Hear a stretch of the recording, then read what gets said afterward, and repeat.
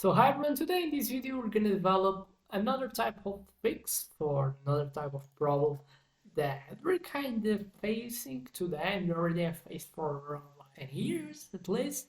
And then obviously I'm gonna try to show you how you can create solutions for a lot of the problems that to we tend to face in our today lives. Obviously, in a non-perspective way to see it, because you're not that much of someone that have studied for a long time in area, you don't have all the time of information needed. But see, like with already 20% of the thing that you can exist in terms of methodologies, knowledge, learnings, you already can like probably create 80% in terms of quality of solution. That's the Pareto principle. And then, so what could be something that help us to do it is by using mental models in our creation of the solutions for the problems. And then, so what you're going to see today is the global immigration crisis, a bit of polemic type of matter to discuss. But then, so what you have to understand first is always the problem. And then, so what do you have? We have 281 million international migrants, 3.5, 3.6% of humanity they can consider it as migrants. Is the highest in history in terms of percentual. We have economic paradox with that, labor shortages in aging nations versus 85 million skilled workers stuck in low opportunity countries. Crisis drivers for that, climate disasters, war, xenophobia and bureaucratic paralysis. So average visa wait, 18 months. So we have obviously not go that much deep, but we already can see some of the elements of the problem potential. With that, we can already look for mental models, solutions that these mental models can provide to us.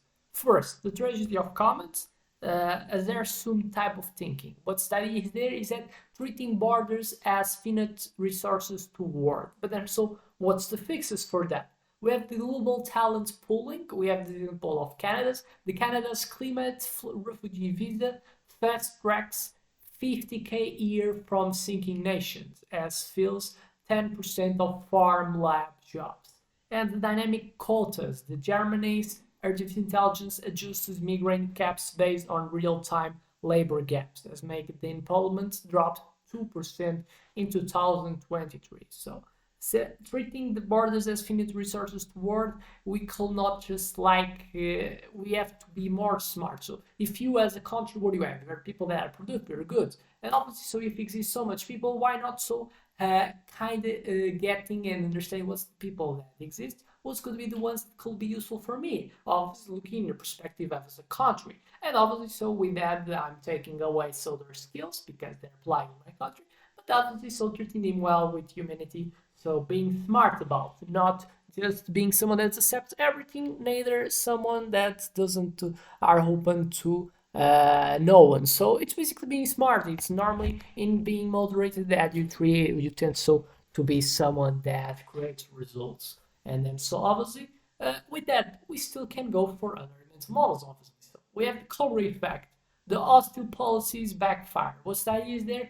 Crackdowns create black markets.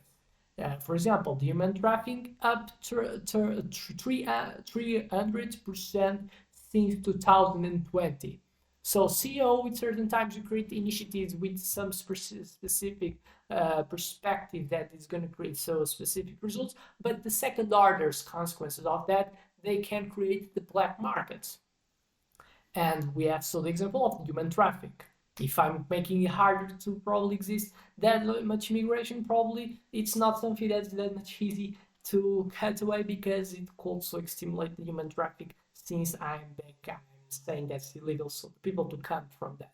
And obviously, so if it's not, it tends to be more illegal, perceived as illegal, can create black markets with that. Obviously, doesn't exist the regulation, and so the the highs are put in that are difficult so to regulate, and then so we have a higher probability to have people that are trafficked and so treated in not like a human way. So ideas and fixes for that. The blockchain visas, we have the US golden chain, so the United Arab Emirates lets employers sponsor migrants directly, as cuts processing from 2 years to 2 weeks. And we have the open source borders. The Estonia's e-residence programs added 100k digital migrants, has boosted the GDP 1.4 billion years. So ideas for that. Anti-fragility, they grow stronger through chaos. So the idea is that use migration waves to build a resilient economy. But then, so what's the fix, or how the idea is that how to make these migration waves, so to build resilient economies, how to do it? What so could be the value that the migration can come to us that so can help you to build a better system that you want. So what's the fixes that you can so do it? Refugee startups. The Jordan's ZHR VC fund, the venture capital fund, that for the people that don't know, venture capital are so funds that invest in startups. We backs the Syrian entrepreneurs as made 500 as made so created or helps more 500 more or more even business launch, and we have so 200 million in exports. Dual education systems. The Switzerland trains migrants in aging care. More German has made 90% of job placement in 6 months. So what's the idea is there that normally people that are coming and are migrants, they have a different way to behave because they're normally people that tend to be more resilient, that's to face. So obviously it's, I'm not saying that's a rule, but probably it's a pattern that you see. A lot of them, they come from the country, they're from countries, and they kind of accept to work. They're kind of people that puts more effort on, so they have this type of perspective to see the reality. And they're normally so people that we have tendency, and we have data that confirms that normally, for example, the people that tends to be more richer and tends to work and obviously so get more money, they tend to be ones that are not living in their hometown that they have born. So people that are naturally, they go for other places. They have this natural to explore. Then so they're not the people that takes more risks. So it's a tendency that's it's curious to think and to see. Secondary tickets, so the unseen consequences, and now a bit more exploited than just the cover effect.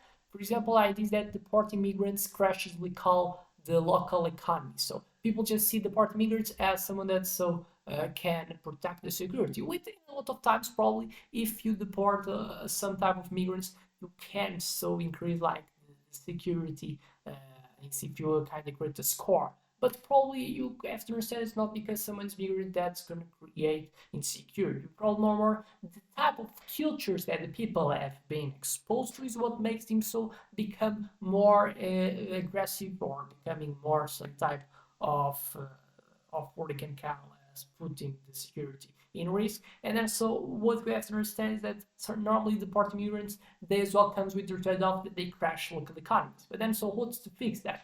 The stay and pay taxes, for example, the Portugal lets undocumented workers legalize if they pay back taxes, as netted 300 million years. And skill staking, the Nigeria's apps lets migrants stake their skills as cool. What's the fix here is that so what you have to understand is that 400 billion years spent on border walls cold fund integration, so the opportunity cost. What's the fixes for that? Migrant crypto bonds. The Shield sells bonds to fund migrant housing. Investors earn 70% returns from new workers' taxes. And artificial intelligence matchmaking. The Australia's algorithm pays migrants with towns facing population decline. We have 15k moved to rural areas in 2023. That's a specific example, as I say. Normally, migrants they accept more conditions. They probably are more accept more to probably so be in the more in rural areas than probably the native ones they have. And then so obviously it could be something to have a territory more well so fully fight than just some of normally the literal zones.